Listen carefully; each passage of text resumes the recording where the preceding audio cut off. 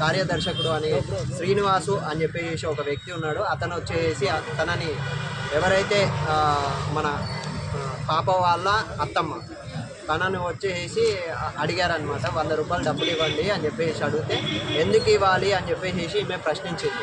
అంటే నువ్వు ఇవ్వాలి లేకపోతే గుడిలోకి మేము అనుమతించము అని చెప్పేసి చెప్పారు. అంటే మిగతా వాళ్ళందరూ ఫ్రీగా వెళ్తున్నారు నేనెందుకు ఇవ్వాలి అని చెప్పేసి అంటే కులము అడ్డు పెట్టేసి బూతులు తిట్టాడు. ఎందుకు తిడుతున్నారన్నా అది ఇది అని చెప్పేసి పక్కన ఉన్నటువంటి తల్లి వచ్చి మాట్లాడితే తనను వచ్చేసి చేత్తో దొబ్బేయడం జరిగింది. దీని తర్వాత కొంచెం సంఘటన జరిగి తిట్టుకోవడము అది జరిగింది. దాని తర్వాత వచ్చేసి నెక్స్ట్ రోజు వెళ్ళడం జరిగింది. దాని తర్వాత వీళ్ళు ఎవరైతే భర్త ఉన్నాడో అతను వచ్చేసి వాళ్ళ సంఘంలో కొంచెం బూతులు వాడటం జరిగింది. దానివల్ల ఎవరైతే సర్పంచ్ ఉన్నాడో సర్పంచ్ ఒక 20 మందిని పంపించి ఒక గదిలోకి తీసుకెళ్ళి ఆ అబ్బాయిని 20 మంది కొట్టడం జరిగింది.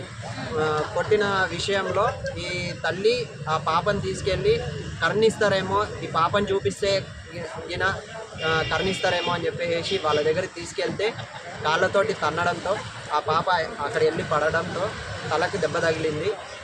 దాని తర్వాత ఏడుస్తుంటే ఆ తల్లి వచ్చేసి పాలు ఇవ్వడం జరిగింది, పాలు తాగడం జరిగింది. దాని తర్వాత నెక్స్ట్ రోజు ఆ రోజు నైట్ పడుకున్నది, అప్పుడు కూడా పాలు తాగిందంట తల్లి చెప్తున్నటువంటి విషయం. నెక్స్ట్ రోజు ఉదయం చూస్తే తను పాలు మొత్తం వామిటింగ్ చేసుకోవడము, తర్వాత వచ్చేసి తను హాస్పిటల్ తీసుకెళ్తే ఆల్రెడీ చనిపోయి 1 గంట అవుతుంది అని చెప్పేసి చెప్పడం జరుగుతుంది. అసలు ఈ సంఘటన ఎందుకు జరిగింది అనే కోణంలోకి వెళ్తే ఎవరైతే సర్పంచ్ ఉన్నాడో ఆ సర్పంచ్ ఎలక్షన్స్ అప్పుడు నిల్చున్నటువంటి సమయంలో ఈ కుటుంబం ఎవరైతే చాకలి వాళ్ళు ఉన్నారో ఆ కుటుంబం వీళ్ళకి సపోర్ట్ చేయలేదన్నమాట. ఆ కక్ష తీరుని ఈ విధంగా తీర్చుకున్నారు. తర్వాత ఇప్పటికీ అంటే మొన్న 21st రోజు జరిగినటువంటి సంఘటన ఇంతవరకు అంటే ఈరోజు 25th ఇంతవరకు కూడా వాళ్ళని అరెస్ట్ చేయడం ఇంకా జరగలేదు. అడుగుతుంటే పోలీసు వాళ్ళని అడుగుతుంటే వాళ్ళు ఏం స్పందించడం లేదు.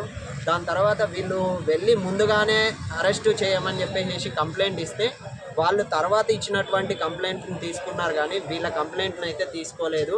వాళ్ళని ఇంకా అరెస్ట్ చేయడం అయితే జరగలేదు. కానీ 2 నిందితులు దొరికారు అని చెప్పేసి చెప్పడం జరుగుతుంది. కానీ సర్పంచ్ అదే ఊర్లో ఉంటున్నాడు, తిరుగుతున్నాడు, కానీ అయినా కూడా పోలీసులు ఏమి పట్టించుకోవడం లేదు. ఇంకా లోపలికి వెళ్తే ఏం జరుగుతుంది అని అంటే ఆ సర్పంచ్ అనేవాడు మన రేవంత్ రెడ్డికి కుటుంబ బంధువు కాబట్టి ఇదంతా జరుగుతుంది. రేవంత్ రెడ్డికి అంతా తెలుసు, కానీ రేవంత్ రెడ్డి ఎందుకు అందించడం లేదు. ఇంకా పోలీసు వాళ్ళు మన ప్రజల సంరక్షణ కోసం ఉన్నారు, రక్షణ కోసం ఉన్నారు, కానీ మీరు వాళ్ళకి ఎందుకు సొత్తు పలుకుతున్నారు? పోలీసులు అక్కడ మొత్తం అంతా కూడా తెలంగాణలో చాలా వరకు కూడా పోలీసు వాళ్ళు ఎప్పుడు కూడా రాజకీయానికి సొత్తుగానే ఉంటున్నారు, కానీ ప్రజల రక్షణ కోసం అయితే ఎక్కడ ఉండడం జరగట్లేదు. కాబట్టి పోలీసు వాళ్ళందరూ కొంచెం మీకు కూడా ఈరోజు ఆ పాప జరిగింది, మీలో కూడా జరుగుతుండొచ్చు. రాజకీయాలు అనేది మారుతూ ఉంటాయి, పార్టీలు మారుతూ ఉంటాయి. ఇంతకుముందు కేసీఆర్ ఉన్నప్పుడు అలానే అది చేశారు. ఎప్పుడు మీరు పనిచేస్తుంది మీ సొంతంగా మీరు పనిచేస్తుంది ఎప్పుడు వాళ్ళకి రాజకీయ నాయకులకు సొత్తుగానే పనిచేస్తున్నారు తప్ప ఇక్కడ మీరు ప్రజలకు రక్షణగా ఎక్కడ పనిచేయడం లేదు. ఏదో నామక వాస్త పనిచేస్తున్నారా లేదా అన్నట్టు పనిచేస్తున్నారు.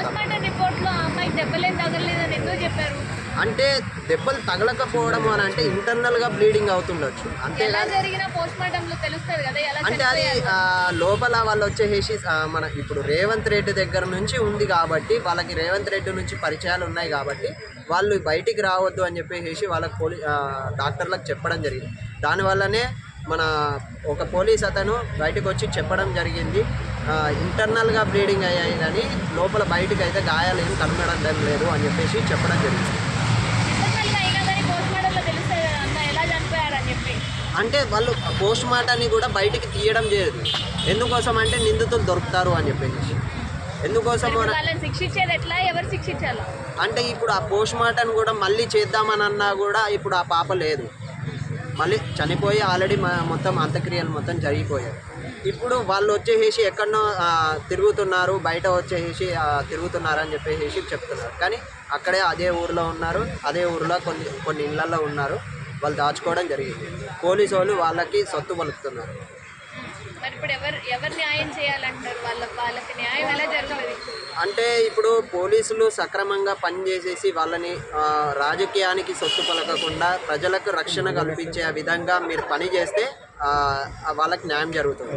కేటీఆర్ కూడా ఈరోజు రావడం జరిగింది, వాళ్ళకు ₹1,00,00,000 ఇవ్వాలి అని చెప్పేసి చెప్పారు. దాని తర్వాత మేము మీకు ఇళ్ళ కోసం అని చెప్పేసి ₹10,00,000 మేము మా పార్టీ తరఫున ఇస్తాము అని చెప్పేసి కుటుంబానికి చెప్తే మాకు ₹10,00,000 వద్దు, ₹1 కూడా మాకు వద్దు, మాకు న్యాయం జరగాలి అని చెప్పేసి చెప్పారు.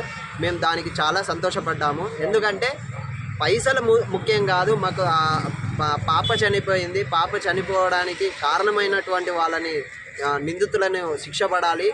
ఈరోజు మాకు జరిగింది, రేపటి రోజు ఇంకొకరికి జరగకూడదు అని చెప్పేసి చెప్పడంతో మాకు బాగా అనిపించింది.